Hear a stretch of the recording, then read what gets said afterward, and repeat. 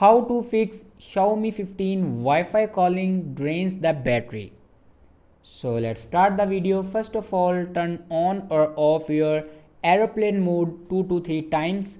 So swipe down to your control center, and from here you can turn on or off your airplane mode 2 to 3 times. After that, go back to the home screen and open settings. In settings, click on about phone and then click on Xiaomi Hyper OS.